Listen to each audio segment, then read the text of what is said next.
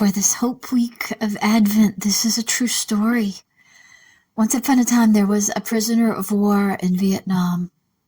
His captors would tie his arms behind his back and around his crushed shoulders and cracked ribs and his wounds, being extra careful to hurt him. And then they would loop the rope around his neck and ankles so that his head was pulled down between his knees. He was often left like that for a day at a time.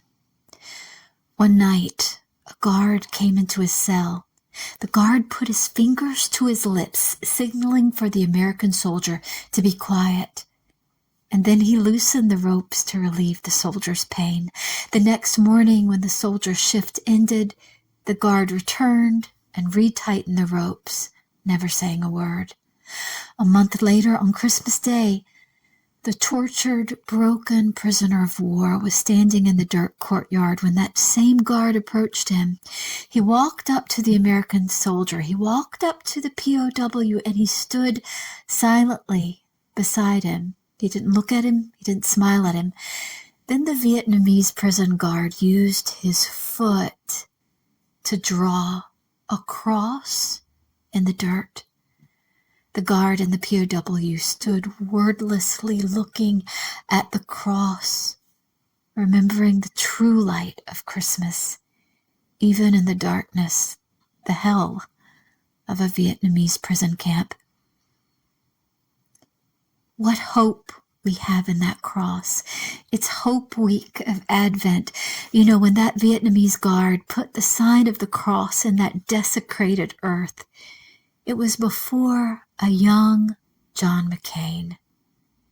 These two men, they had the same love. The love for the baby, the one who came in a manger, the one who grew up to leave a tomb empty, the one who saves. John McCain said, "What hope was born in that manger, and what hope we have in the cross." Jesus requires many things of us, so we have to be ready. We have to be willing to be a hero, to imitate Jesus Christ. We have to be willing to risk it all like that guard did. Last week we talked about Jesus Christ, the butterfly because he transformed death into life. During this Advent, let's be very busy doing our very best for the baby. He told us to become as a child, so let's do that. On this first day of the Advent fast, as we make our way to Bethlehem, may we shed anything that would not make Christ smile. May we shed anything that wouldn't give glory to the Lord, the one who came as the newborn King. Let God's redeeming love write your story. Do you need your story rewritten? That's available. That's what Jesus does.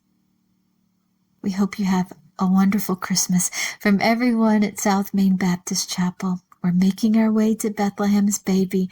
Let's be ready to hold him.